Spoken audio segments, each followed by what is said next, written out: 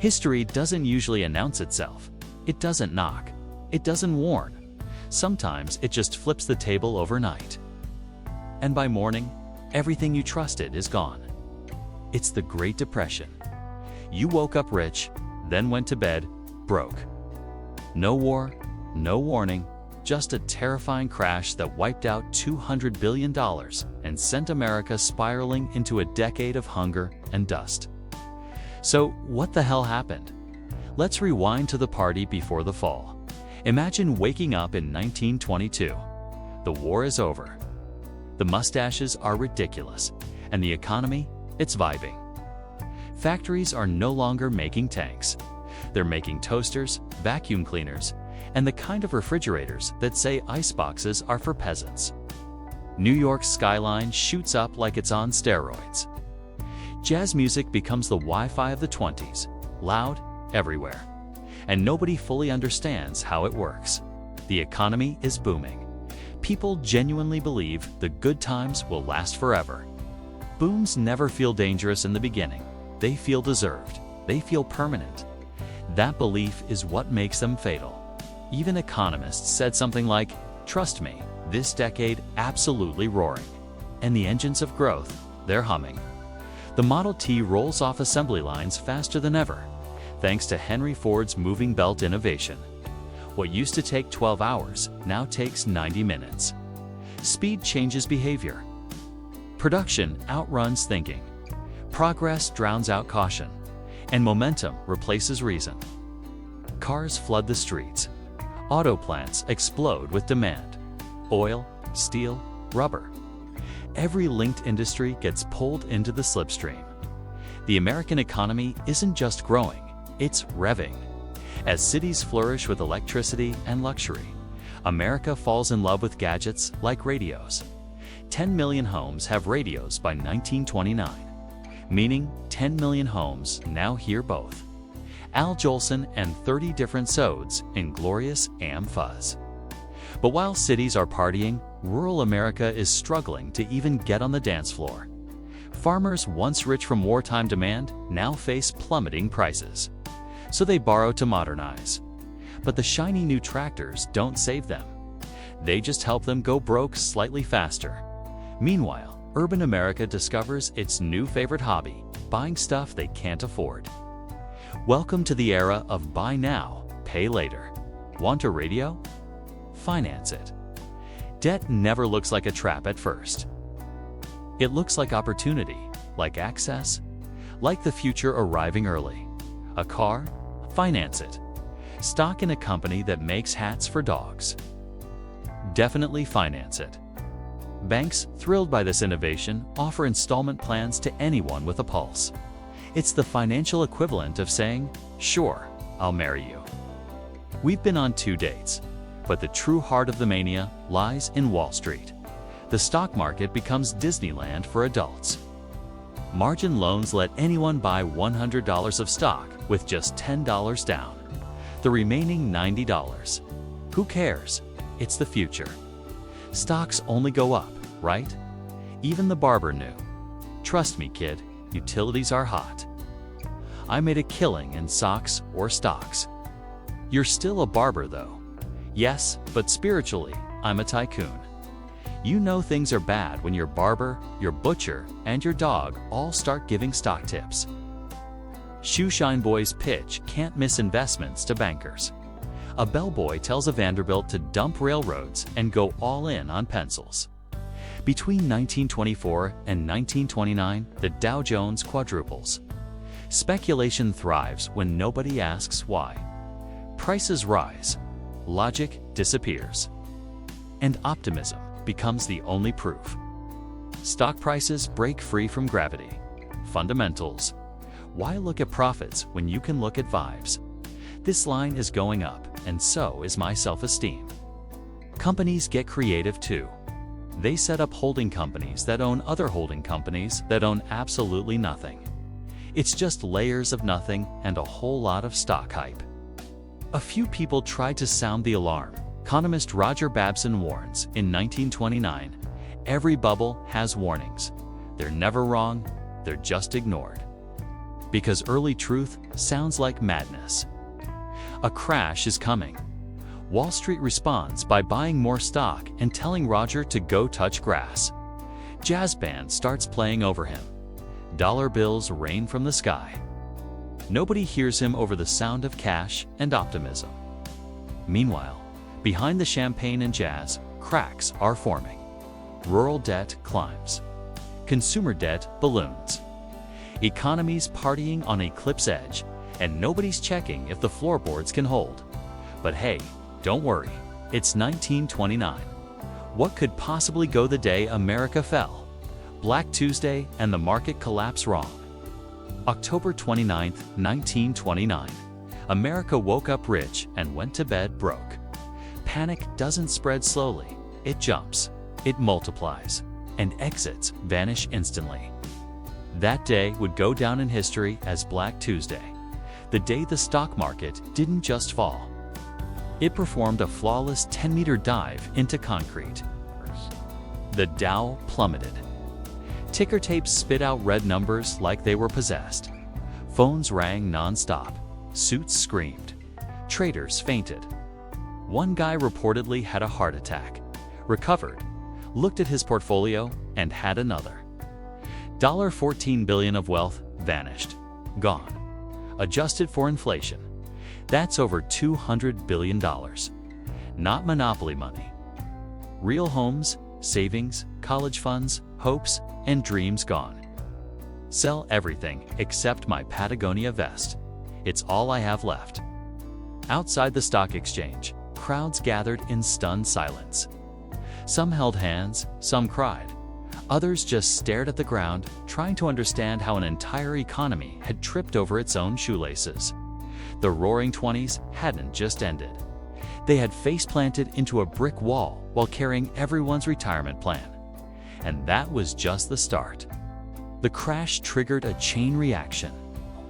First came the margin calls. During the boom, people had been buying stocks on borrowed money. Put $10 down, get $100 worth of shares. Great, until the market tanks and your broker wants the other $90 immediately. Investors scrambled. Many had nothing left to repay. Paper fortunes vanished overnight. People who had been rich on Monday were bankrupt by Thursday. Bankers who had spent the summer drinking martinis now sat in their offices staring at balance sheets like they were written in Greek. And then came the banks. The banks. These grand institutions, pillars of trust, marble floors, oak desks. Turns out they were built on worthless paper and blind optimism. As the stock market imploded, banks couldn't get their loans back. So they did the obvious thing. Collapse, and the people, they ran. Not jogged, not briskly walked, ran. Bank runs broke out like wildfire. Crowds surged outside local branches, banging on locked doors, screaming for their savings. Inside, tellers tried to calm them down. Everyone, please, your money is completely safe, okay? Not completely. Entire families lost everything. Grandpa's bonds, worthless. Aunt Margaret's savings, gone. Little Timmy's piggy bank still full, but only because no one had the heart to tell him he was now the wealthiest person in the household. The disaster didn't stop at America's shores. U.S. banks, panicking, called in their overseas loans. European economies, already duct-taped together after World War I, were thrown into a blender. Germany's fragile recovery collapsed. Britain wobbled. Global trade, once the great artery of prosperity, choked and fell by half in just 3 years. Half. And yet, amidst the panic came the denial. Newspapers printed sunny headlines. Market adjusts as investors take profits. Right below, a photo of a man pawning his wedding ring to buy bread. Politicians insisted the worst was over. Bankers in silk vests smiled nervously into microphones, delivering the financial version of, "We're totally fine. Nothing's on fire." President Herbert Hoover appeared on radio broadcasts.com as ever, assuring the American people that the economy is fundamentally sound. Meanwhile, Millions sat at empty dinner tables and wondered which part of that sentence was supposed to help. And still, the system didn't stop. It just staggered forward, broken, clueless, pretending. The crash wasn't the bottom, was just the beginning. And what waited below? That's where things get dark. A nation on its knees, breadlines, dust storms, and despair. By 1931, the music was completely gone. The lights were off. The party was over, and what came next wasn't silence. It was the sound of factories grinding to a halt. Of fathers whispering apologies they never thought they'd have to say. Of America exhaling all at once and realizing it had nothing left to breathe in.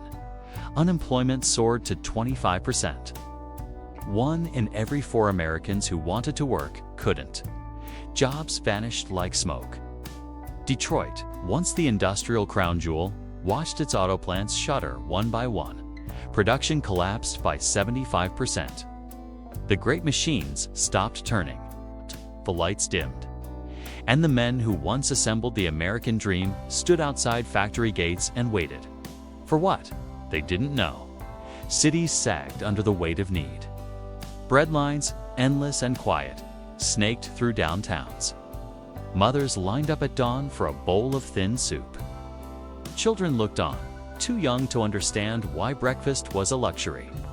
Teachers reported students fainting in class, not from boredom, but from hunger. They hadn't eaten in days. America wasn't starving metaphorically. It was starving, literally. Desperation crept into every room. Banks had failed. Savings were gone. Dignity was thinning. The suicide rates surged. Newspapers stopped printing obituaries. They couldn't keep up. Behind every statistic was a name. Behind every name was someone who had believed once that this country would take care of them. Marriage rates collapsed. Birth rates fell. The future had become something people avoided talking about. You could dream of weddings and children when they couldn't guarantee dinner. And just when it seemed things couldn't get worse, the sky turned black. In the Great Plains, years of aggressive farming had stripped the land bare. When the rain stopped, the soil cracked. Then came the winds. Dust storms swept across the heartland, towering, choking. Biblical black blizzards they were called. And they didn't just cover the ground. They blotted out the sun. Crops were buried, livestock suffocated, homes filled with dust. Families coughed through the night and woke up coated in the earth that used to feed them. Oklahoma, Kansas, Texas, millions fled. They packed everything they had into broken-down cars and drove west, chasing rumors of jobs and land that hadn't yet turned to sand. When systems break, people move.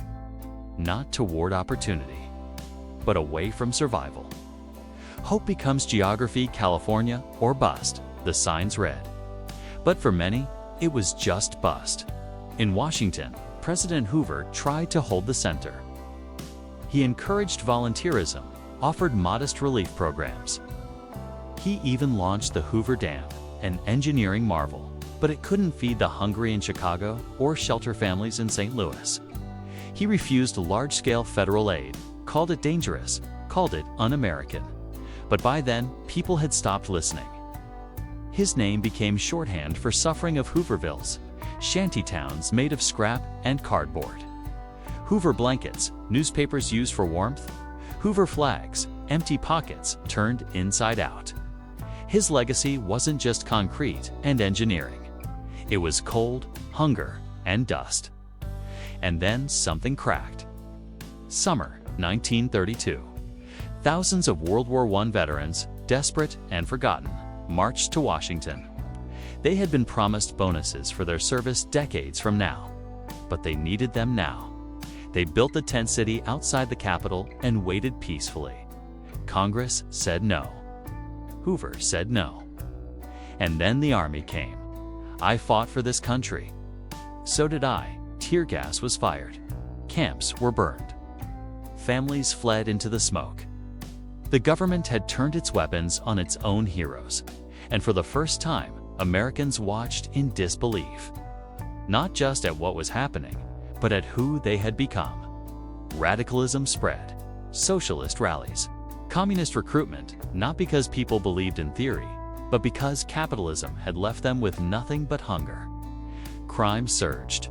Bank robbers like Dillinger and Bonnie and Clyde were seen not as villains, but as folk heroes. People who struck back at the institutions that had betrayed everyone else. America wasn't just broke, it was broken.